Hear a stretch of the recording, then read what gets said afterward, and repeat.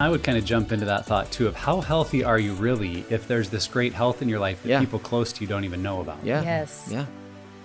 Let's just leave that mic on the table and we'll just end. But what changed for us in this healing process was when shame is removed, it changes everything. Mm-hmm. And when you're ready to be fully known, and when you're ready to be fully known by those that are closest to you, you almost can't sit on it anymore. Right. So for me, I actually had this conversation the other day.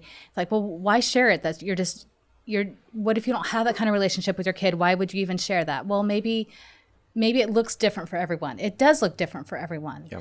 But the reality is, I would go back to, why am I not willing to? Why do I not want to? Because that to me is an indicator that some more work needs to be done. And I'm not saying that everyone has to do it the way we did it. Yeah.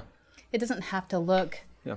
I mean, if you don't have that type of relationship, there are some fathers and sons that haven't spoken in years, or brothers that haven't spoken in years. And so the way you approach that relationship is going to be very different, depending on where you are currently relating with one another. Yeah, I agree. I just think it's, if we're resistant, what's our motivation to not share? Are we self-protecting, or are we protecting our kids? And if we're saying we're protecting our kids, which I will say I used that excuse to put it off way longer than it needed to be. Mm-hmm. It was a great way to justify not risking. So, but then again, not everybody's safe. Nope. Mm-hmm. No. To share a story with. Yeah, I think for a lot of people, what they tell themselves is, well, the past is in the past. Let's just leave it there. There's no point. And I would say, the past is in the past for you because you've had the opportunity to deal with it, but not your kids. They haven't had the opportunity to understand what was happening in the home they grew up in. And so that past is still their present reality. It's still impacting them. Yep. And so in all likelihood, you were not able as an adult, because of your struggles or what your marriage was going through, you were not able to sexually disciple your kids into health and maturity. You were not having the kind of conversations you could have. You were not as emotionally available to your children as you would like to have been. And they don't know or understand why unless you're willing to have these hard conversations and open that door and actually go and deal with the past, so that then for your kids also they could say, I'm glad the past is in the past.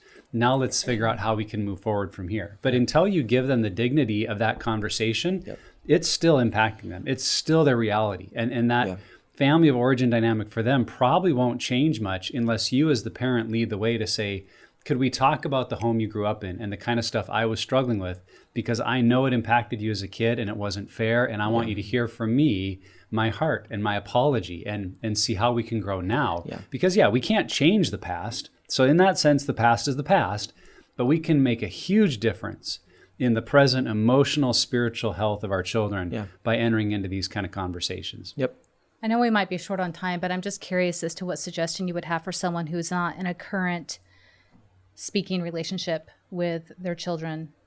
What comes to mind for me is to write a letter. I mean, I think that's something that you can do, or an email or whatever. But I think that's something where you can engage in the actual sharing and then send it. And if they choose to, listen to it, then so be it. Yeah, I would just suspect that in some ways the current dysfunction that's led to not speaking is connected to the dysfunction of the home that involved the sexual addiction of one spouse and the avoidance or the anger of the other spouse. And in a very humble way to try to have that conversation, if it's totally not speaking, maybe through letter, but just, again, taking that approach of, I want to be humble and honest and share with you the reality of our home as you grew up and recognize the way it probably impacted our relationship in a negative way. And I want to say, I'm sorry. Yeah. And if that opens a door, then great. But at least, I mean, if you're not speaking, the other side is, well, what's the worst that could happen? They're going to keep not speaking to you. So make a step into that honesty and vulnerability,